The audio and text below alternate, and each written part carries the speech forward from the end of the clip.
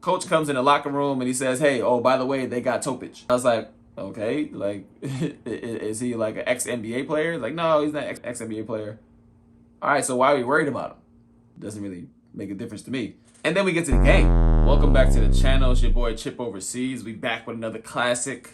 Today I'm gonna do something a little bit different. I want to tell you guys a little bit more about me, my career, and some of the things that I've seen while playing overseas. And one thing in particular that I wanted to speak on was people don't understand that overseas grind is something different, right?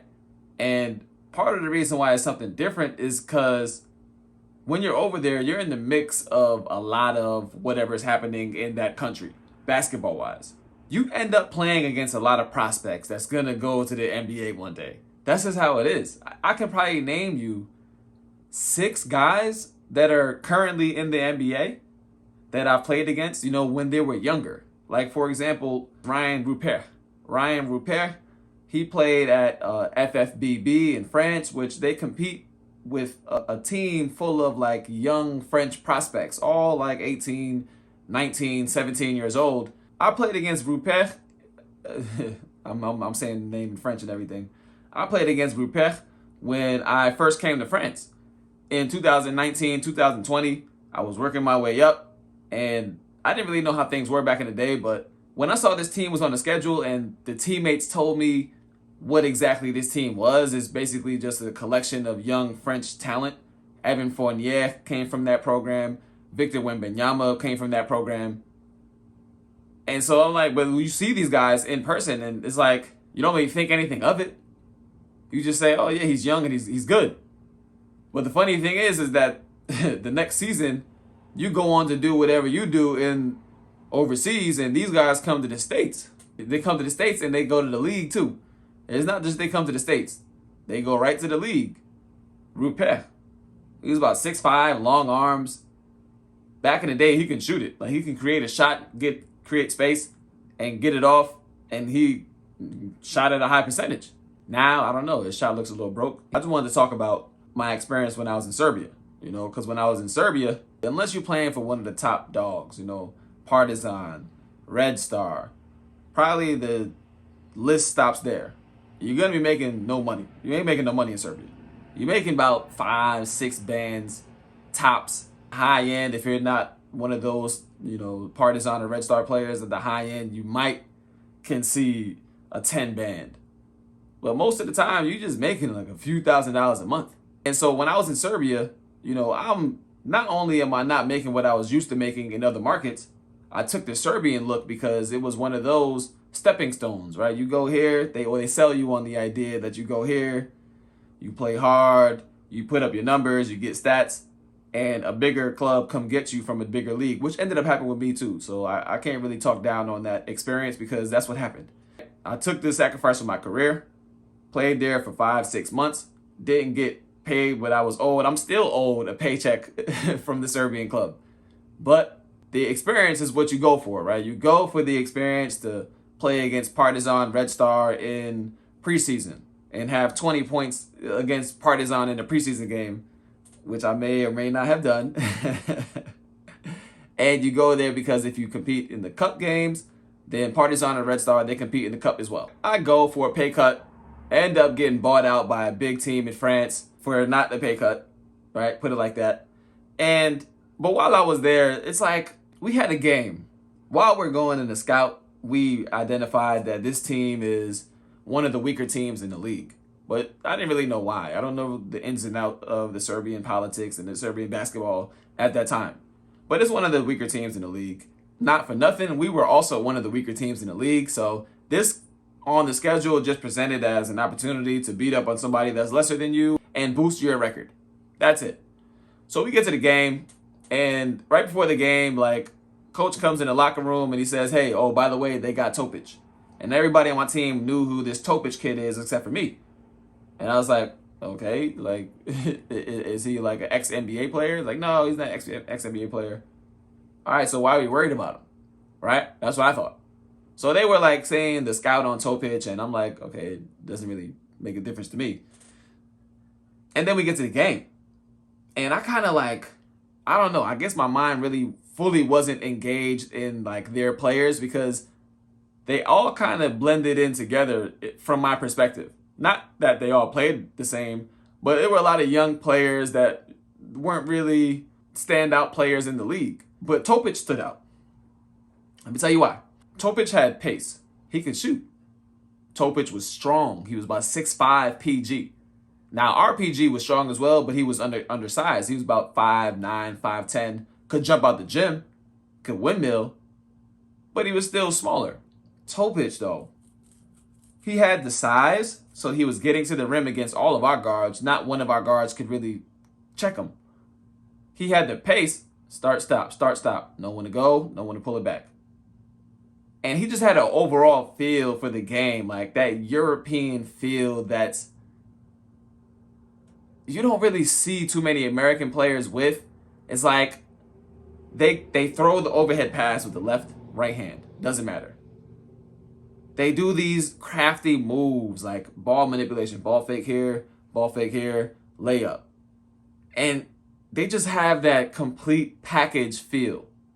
And the IQ is there, the reads are there. He's scoring out the pick and roll, getting his teams involved. And that's not even the best part of his performance.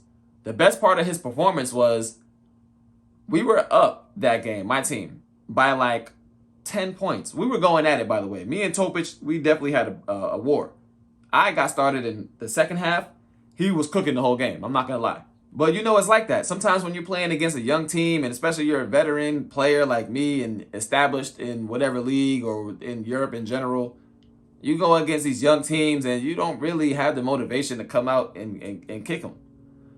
So for me, that game was more so like, all right, my teammates, you guys, this is your opportunity to shine against a lesser team. But with that monster on the other end, it was hard to do. Now, granted, my American PG was Topic's matchup for the game. My American PG is a quick player. You can't really stay in front of this guy. Like, nobody can. You know the Tracy McGrady one-on-one competition where, like, the winner won, like, $150,000 or $200,000? I think it was presented by HBO. Don't quote me on that. Like, my PG of the Serbian team, he won that competition. So, like, the guy's like a one-on-one, he went through the whole country. Every city, every major city had a player represent that major city, and they will all come in like some tournament style, and he won the one-on-one tournament. So, like, the guy is legit one-on-one player. So Topic couldn't do anything with him. He kind of made Topic fall one play, kind of made him look silly. Coming off the screens is like really nothing you can do with this guy. So defensively, Topic would struggle, but every time he would struggle on defense, he'd make up for it on the offensive end. And he had that like feel for the moment, always. Like, he knew when the team needed a big bucket, and he always delivered. So like I said, the best part of his game was that he closed us out. That's right, I said it. Nikola Topic at 17 closed some grown men out.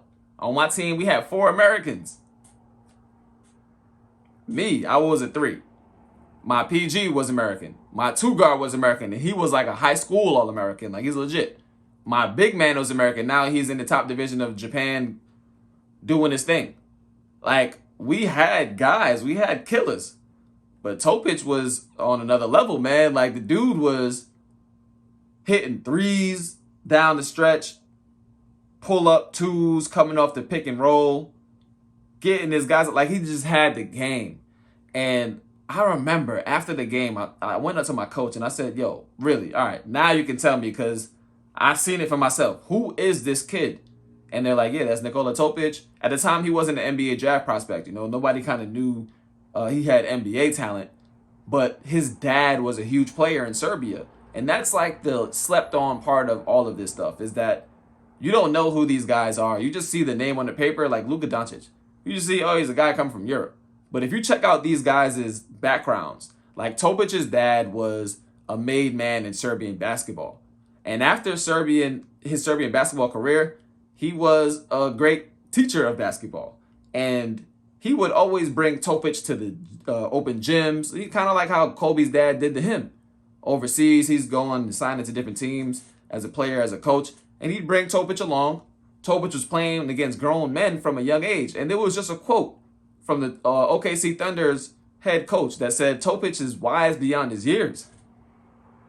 He's got the old soul. And I'm reading that quote. I'm like, yo, that's the same thing that I took away from his game. The dude was playing against grown men. At the time, I'm like 27, 28.